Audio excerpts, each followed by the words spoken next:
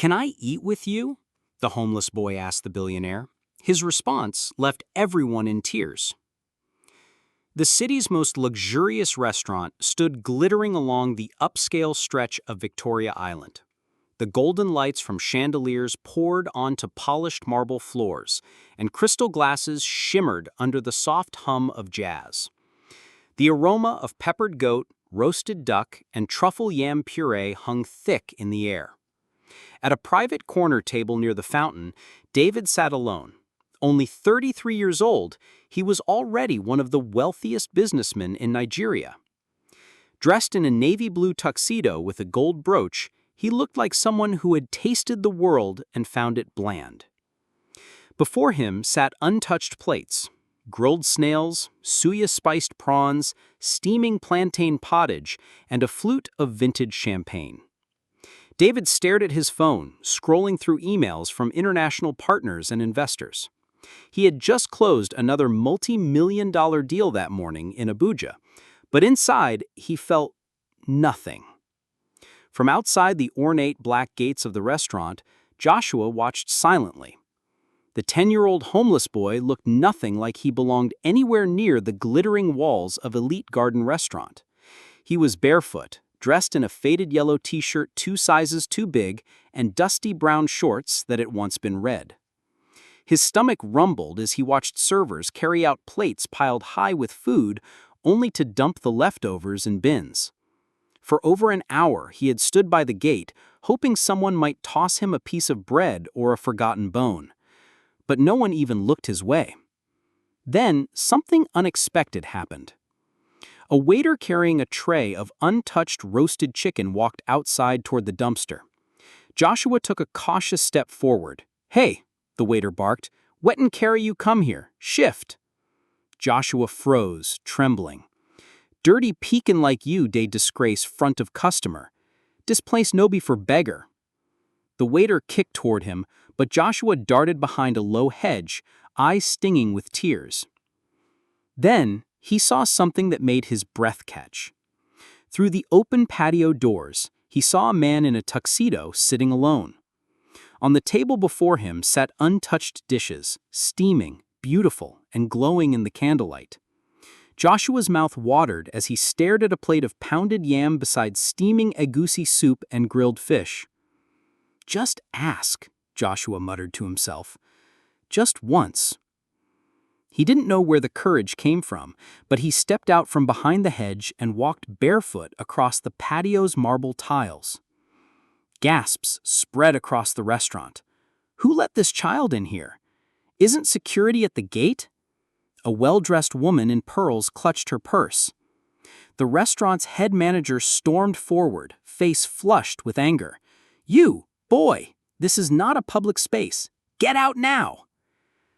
But before he could reach him, Joshua raised his head and looked directly at David. "Sir?" His voice cracked, but he stood tall. "Can I eat with you?" The room stood still. David looked up startled. The boy's wide brown eyes and trembling lip stood in stark contrast to the rich wood decor and glowing chandeliers. Joshua swallowed. "Please, I haven't eaten in 2 days. Just one bite." The manager gripped the boy's shoulder, ready to drag him out. "Sir, shall I remove him?" he asked David. David didn't respond immediately. Something in Joshua's eyes tugged at a place he had buried long ago. Before the fame, before the money, when he too had wandered the streets of Ajagunle, clutching empty bread wrappers and praying someone would see him. The manager spoke again. "Should I call security?" "No," David said sharply. He stood. His voice rang louder than he intended. "Bring another plate, and bring it fast."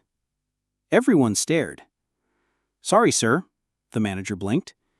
"You heard me. The best you have. And bread. He's freezing." The boy's lips parted slightly. "Really?" David smiled faintly. "Yes. What's your name?" "Joshua," he whispered.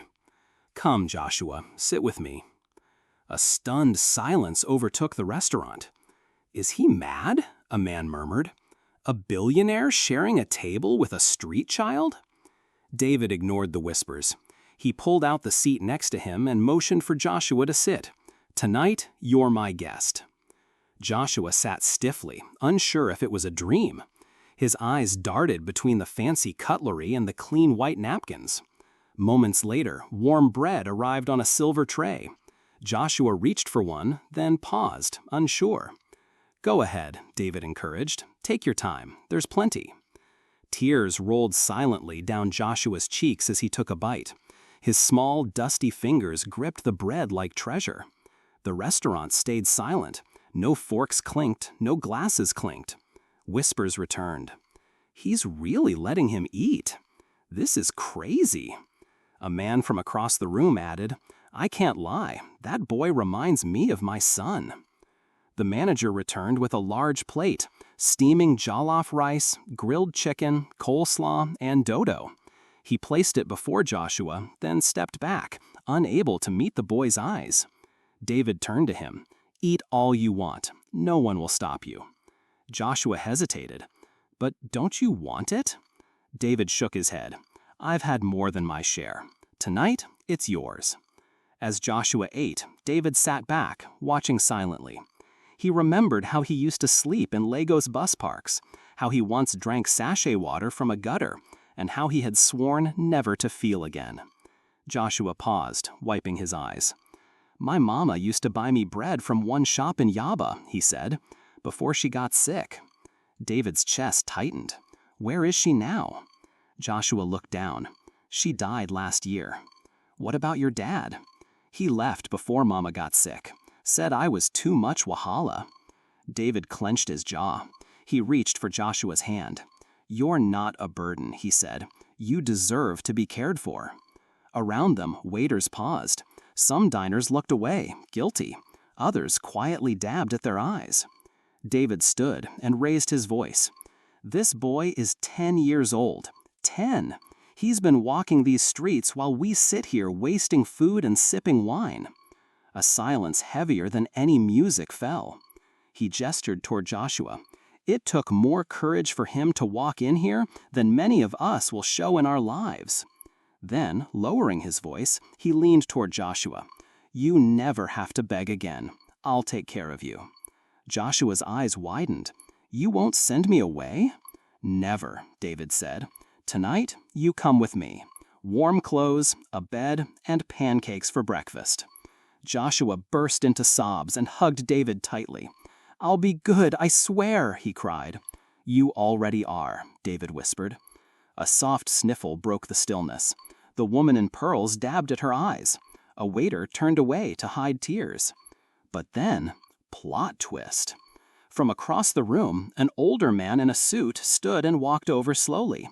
"David," he said, "it's been a long time." David turned, his jaw clenched. "Uncle Ben." The man nodded at Joshua. "He reminds me of you. The day you ran to my office begging for work, you were barefoot too." Gasps rippled again. "He's your uncle?" someone whispered. David nodded tightly. "He took me in when no one else would. He gave me a mattress in the back of his bakery." Uncle Ben placed a hand on Joshua's head. "Then maybe it's time to pass the kindness on." David's eyes welled up. "That's exactly what I'm doing." Suddenly, another man rose from a nearby table and walked over. "Sir, if you're adopting him, I want to support him too. Let me fund his education." Then another voice, a woman's. "My NGO runs a children's shelter. Let me help." Within minutes, what started as whispers of judgment turned to a flood of offers. One woman left 100,000 naira on the table. Another handed over a business card. That night, as David drove Joshua through the sparkling lights of Lagos, the boy curled up in the leather seat, wrapped in a blanket. "Are you really rich?" he asked softly. David glanced over and smiled. "I thought I was, but tonight I think I found what real wealth feels like." Joshua yawned, eyes fluttering. "You're the nicest person I ever met." "And you," David said, "are the bravest boy I've ever known." If you enjoyed this story, don't forget to like, share, and subscribe for more emotional, dramatic, and inspiring stories. Let us know in the comments, where in the world are you watching from? Until next time, stay kind, stay bold, and keep believing in second chances.